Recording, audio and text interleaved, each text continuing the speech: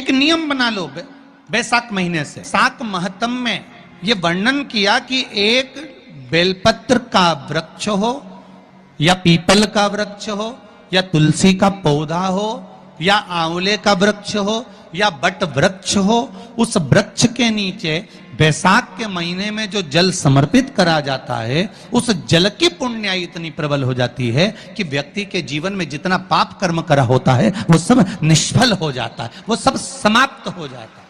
बैसाख महीने में पार्थिव शिवलिंग के निर्माण का, और उसमें एक बात कही गई कि जब संसार का मनुष्य मृत्यु लोक में रहने वाला मानव, मृत्यु लोक में रहने वाला मनुष्य मिट्टी के शिवलिंग का निर्माण करता है, पार्थिव शिवलिंग का निर्माण करता है, और जिस घर में पार्थिव शिवलिंग का निर्माण होकर उसकी पूजन होती है, घर का सदस्य उस पर अगर एक बूंद जल समर्पित कर देता है तो जितने घर के सदस्य होते हैं उस पार्थिव शिवलिंग के निर्माण को करने वाले होते हैं, पूजन करने वाले होते हैं, उनको 6 महीने तक किसी बड़ी बाधाओं को झेलना नहीं पड़ता, वो दुख अपने आप कट जाता है।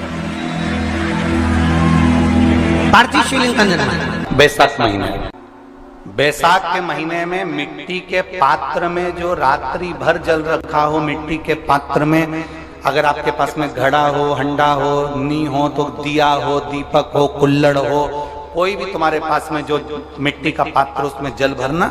वो जल बैसाख के महीने की किसी भी सोमवार के दिन, किसी भी सोमवार के दिन, बैसाख महीने या किसी प्रदोष के दिन या बैसाख महीने के शिवरात्रि के दिन, वो मिट्टी के पात्र का जल अपने घर के प्रत्येक व्यक्ति का स्पर्श कराकर उस मिट्टी के पात्र के जल को तांबे के पात्र में डाल लीजिए और घर के प्रत्येक व्यक्ति का स्पर्श करा लीजिए और शंकर भगवान पर कुंदकेश्वर महादेव के नाम से समर्पित करिए। कुंदकेश्वर महादेव।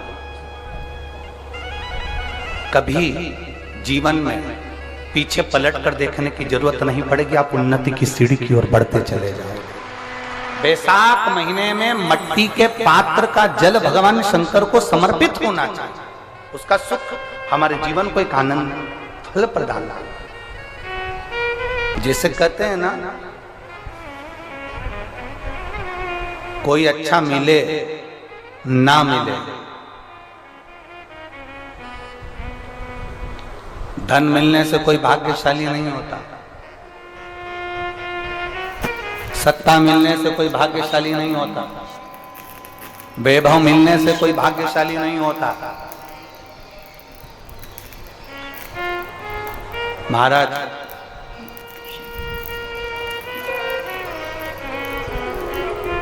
धन मिलने से कोई भाग्यशाली नहीं होता, वैभव मिलने से कोई भाग्यशाली नहीं होता, सत्ता मिलने से कोई भाग्यशाली नहीं होता, बड़ा मकान मिल जाने से कोई भाग्यशाली नहीं होता। शिव महापुराण की कथा कहती है, अगर 2 सही मिल जाएं तो तुम्हारा जीवन सफल हो जाए, एक गुरु सही मिल जाए और दूसरी घरवाली सही मिल जाए तो तुम्हारी जिंदगी स्वर्ग।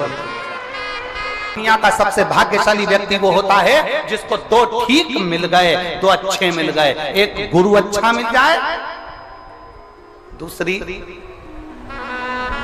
जम के बोलो घरवाली अच्छी मिले। गुरु अच्छा मिलेगा तो तुम्हें स्वर्ग की सीढ़ी चढ़ा देगा और घरवाली अच्छी मिलेगी तो घर को स्वर्ग बना दे। पीछे रह जा पर जगदम्बा।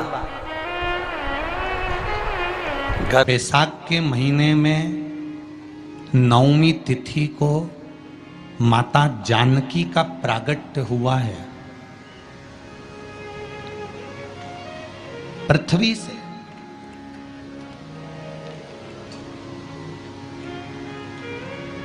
कभी एक विचार करिएगा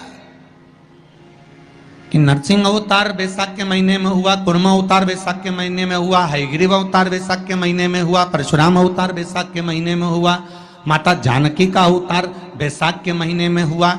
आखिर बैसाख के महीने में, माधव महीने में इतनी महत्वता क्यों?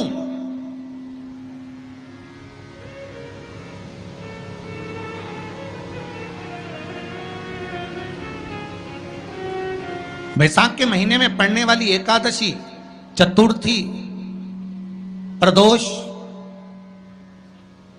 अमावस्या, पूर्णिमा, शिवरात्रि, ये सभी इतनी महत्वपूर्ण क्यों हो जाती है?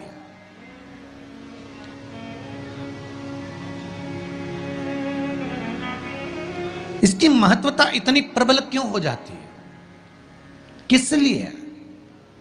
क्योंकि बैसाख का जो महीना पड़ता है, सूर्य की संपूर्ण तपन, सूर्य देव अपने पूर्ण तेज के साथ में, पूर्ण तेज के साथ में मृत्यु लोक के निवासियों पर, चाहे जलचर हो, थलचर हो, वायुचर हो, चाहे जो जीव हैं, उस पर जब किरण फेंकते हैं तो संसार का जो मनुष्य है उस पर जब ताप पड़ता है तो ताप पड़ने के कारण उसके मुख से भगवान का नाम निकल ही जाता है, स्मरण नाम निकल ही जाता है। जब उसके मुख से भगवान का नाम निकलता है तो वो भगवान की शरणागति खुद ग्रहण कर लेता है स्वयं।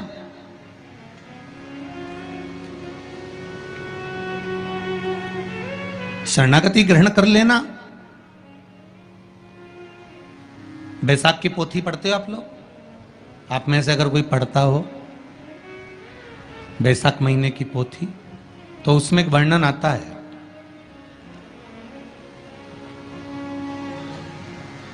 गीता प्रेस गोरखपुर के कल्याण अंक में भी आप ये पावन बैसाख चरित्र श्रवण कर सकते हैं। उसमें बैसाख महीने की पोथी में 10वें दिवस की कथा में 10वें अध्याय में एक व्याध और शंख मुनि का चरित्र आता है।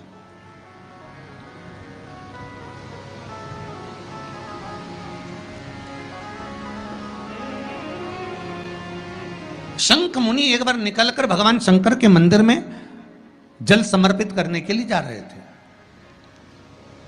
और शिव मंदिर की ओर जाते जाते जाते जाते जाते जाते बीच मार्ग में चलते चलते चलते चलते और वो शंख मुनि जब शिव के मंदिर में पहुंचे, शंकर भगवान के मंदिर में जाकर उन्हें दर्शन किया,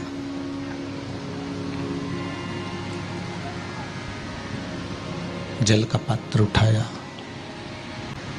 और वो जल का पात्र उठाकर जब भगवान शिव को समर्पित कर रहे थे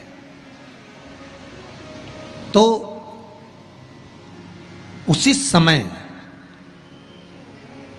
जल का पात्र उठाकर जब शंकर भगवान को समर्पित करा गया और शंख मुनि निकलकर जब बाहर आ रहे थे, आते आते शंख मुनि के मन में एक भाव उत्पन्न हो गया कि जब हम भगवान शिव को कुछ वस्तु समर्पित करते हैं तो उसका फल, उसका पुण्य फल हमें कितने समय में प्राप्त होता है। ये शंख मुनि के मन में एक विचार जागृत हो गया, शंख मुनि के मन में एक भाव जागृत हो गया।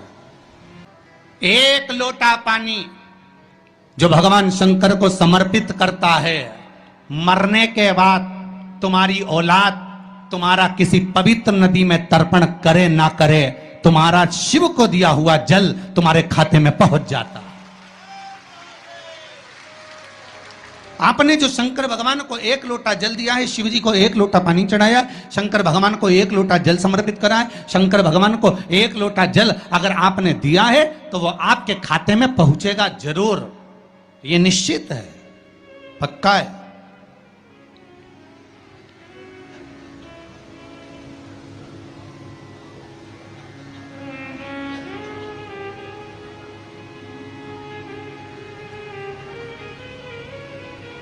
और शिव भक्ति के अनुसार, शंकर भगवान के अनुमोदन के अनुसार,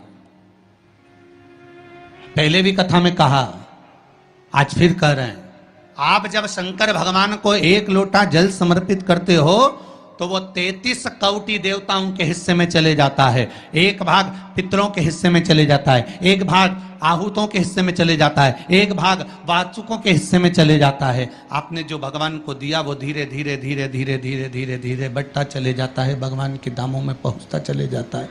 जिन जिन को आपने नहीं भी दिया, शंकर भगवान पे चढ़ा हुआ जल उन तक भी पहुंच जाता है। ये केवल आपकी निर्मल और आनंदित भक्ति के बल पर पहुंचता है, भक्ति के बल।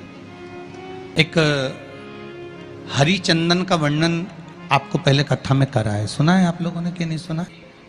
तुलसी की लकड़ी जब सूख जाती है तो उस तुलसी की सूखी हुई लकड़ी को घिस कर चंदन बनाया जाता है, और उस चंदन को भगवान ठाकुर जी को, लड्डू गोपाल को, भगवान कृष्ण को, राम को या शालिग्राम भगवान को वो चंदन लगाया जाता है। तो उस चंदन की महत्वता इतनी प्रबल होती है, उस चंदन की इतनी प्रबल महत्वता होती है कि उस चंदन को जब हम भगवान पर लगाते हैं और लगाया हुआ चंदन हमारे हाथ में जो रह जाता है उसको संभाल कर रख लेते हैं। वही चंदन जब किसी बच्चे को निमोनिया हो जाता है या ठंड की शिकायत हो जाती है या उसकी श्वास चलने लगती है या उसका दम भराने लगता है, बच्चा की पसली चलने लगती है, तब केवल उस चंदन को कंठ पर लगा दिया जाता है तो 20 से 25 मिनट के अंदर वो बच्चा ठीक हो जाता है। उसकी इतनी प्रबलता होती है, हरि चंदन महत्वता होती है। अब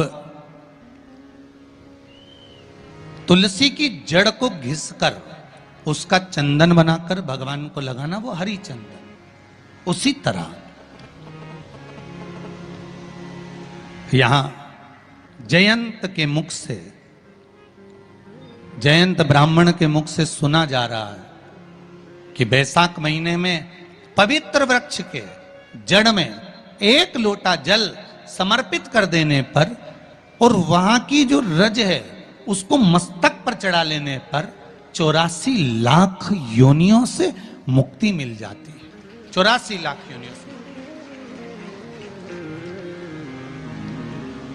आप में से कितनी माताएं या कितने भाई लोग बैठे हैं जो शंकर जी के मंदिर पर जाते हैं और मंदिर पर जब जाते हैं वापिस जब लौट कर आते हैं तो मंदिर की चौखट का स्पर्श कर कर अपने मस्तिष्क पर उस रज को लगाते हैं? आप में से कितने लोग हैं? हैं बहुत सारे, ठीक है। अब जितने लोगों ने हाथ उठाया और नियम से अगर शंकर मंदिर की दरवाजे की चौखट पर भगवान शंकर को जल चढ़ाने के बाद जब आप लौट कर आ रहे हैं और उनकी चौखट पर आपने हाथ फेर कर अपने मस्तिष्क पर उस रज को लगाया है, वो धीरे धीरे अपने भाग्य की ओर देखते हैं। तारीख लिख लेना कि मैंने इतनी तारीख से मंदिर जाना चालू करा, इतनी तारीख से मैं ये काम कर रहा हूं और इतनी तारीख तक मुझे ये फल की अनुभूति हुई। ये देख, विश्वास जागृत होने पर फल की अनुभूति है। अरे घर के दरवाजे पर तुलसी का क्यारा है, तुम उसको दिया लगाती हो, माता कहती हो, पूछती हो, पूजती हो। तुमने तुलसा महारानी से कहा, माँ बैसाख की गर्मी पड़ रही है, तेरे को गर्मी लग रही होगी, चल थोड़ी देर में तुझे अपने कक्ष में लेकर चलती हूँ, थोड़ी छांव में रख देती हूँ, तेरे ऊपर एक छत्र लगा देती हूँ, थोड़ा सा एक ब्लाउज का टुकड़ा पड़ा हुआ है, पीस पड़ा हुआ है, उसको मैं तेरे ऊपर डाल देती हूँ जिससे तुझे गर्मी कम लगेगी। कभी विचार किया? पिनाया है सबने। शिव मंदिर में जाना, 1 लोटा पानी चढ़ाना, शंकर को यदि 1 चावल का दाना चढ़ाया, 1 मूंग का दाना चढ़ाया, 1 फूल की पत्ती को भी समर्पित करा तो शिव ने उसको स्वीकार करा। शंकर भगवान पर 1 बेलपत्र चढ़ाई, शिव ने उसको स्वीकार करा। अब देव तो शंकर को,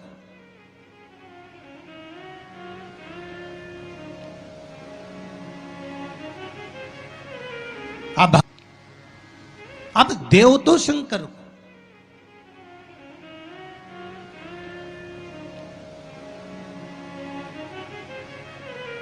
आप भगवान ओघड़दानी को प्रदान तो करो।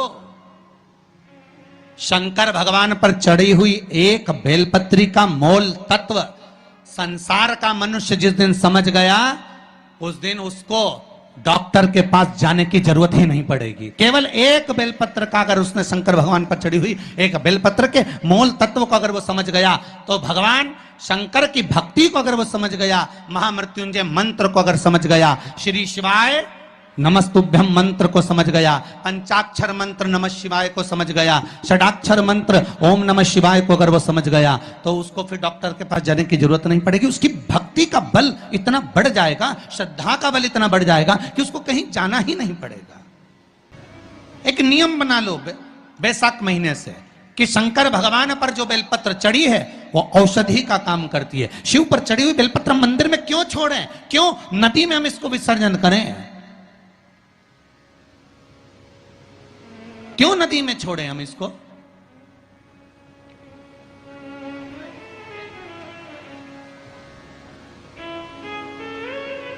उसको उठा लाए, उसका प्रयोग करा, खाया और उसका जो फल हमें मिला वो जीवन का सुख। हम तो ब्राह्मणों से भी कहेंगे, जितने ब्राह्मण जन शंकर भगवान के मंदिर में पूजन करते हैं, जितने विप्र जन भगवान शिव के मंदिर में पूजन करते हैं, उनको करबद्ध निवेदन, उनके चरणों को प्रणाम कर कर, उनके चरणों को नमन कर कर, उन ब्राह्मणों के चरणों को नमन कर कर निवेदन करूंगा कि आप शंकर जी के मंदिर में कोई प्रसाद बांटो ना बांटो, जो बेलपत्र शंकर जी के मंदिर में चढ़ती है उस बेलपत्र को उठाकर धूप में डाल दो, सुखा लो, पीस लो और पीसने के बाद उसकी पुड़िया बना लो, उस पुड़िया को प्रसाद के रूप में देना चालू कर दो कि ये खाना चालू करो। किडनी, लीवर, शुगर, बीपी सब धीरे धीरे धीरे धीरे समाप्त होने लगेगा। तुम करो तो वो बेलपत्र ना तो किसी नदी में विसर्जन करने की जरूरत है और ना कहीं फेंकने की जरूरत है। को तुलसी चढ़ाते हो ना, तो रोज भगवान को तुलसी उनके भोग में चढ़ाते हो, उनके सामने चढ़ाते हो, उनके सम्मुख में ठाकुर जी के तुलसी चढ़ाते हो, उठा लाए प्रयोग में लो, क्यों उसको विसर्जन में डालते हो।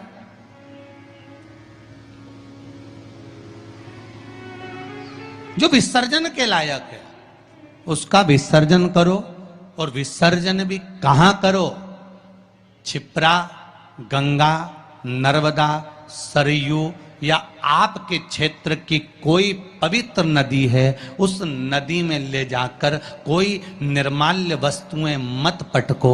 आज वैसे ही इस पृथ्वी पर जल स्तर गिरते जा रहा है, उस पवित्र जल को हमें संजोना है। जो निर्माल्य की वस्तु मिले एकांत में किसी खेत में उसको एक खड्डे में डालकर इकट्ठा करो, जब उसकी खाद बन जाए तो जिस खेत में उसको डालोगे भगवान के प्रसाद को, वो खेत भी उज्जवल आनंद सुख प्रदान करेगा और कुछ ना कुछ अच्छा देना प्रारंभ करेगा। क्यों किसी पवित्र नदी को हम नष्ट कर रहे हैं, क्यों गंगा को हम कचरा डालकर नष्ट करें, क्यों यमुना को, सरयू को, क्षिप्रा को हम नष्ट करें। हम उसको शुद्ध बनाने का प्रयास करें, हम उसको निर्मल बनाने का प्रयास करें। अपने गांव में, नगर में जो तालाब, जो बावड़ी, जो कुएं हैं उनको हम निर्मल बनाने का प्रयास करें, शुद्ध बनाइए। श्री शिवाय नमस्तुभ्यम, हर हर महादेव। फ्रेंड्स, जो भी उपाय गुरुजी ने बैसाख माह का बताया, इन उपायों को अगर आप कर लेते हैं तो आपके जीवन में सुख, शांति, धन, वैभव बना रहेगा। श्री शिवाय नमस्तुभ्यम, हर हर महादेव।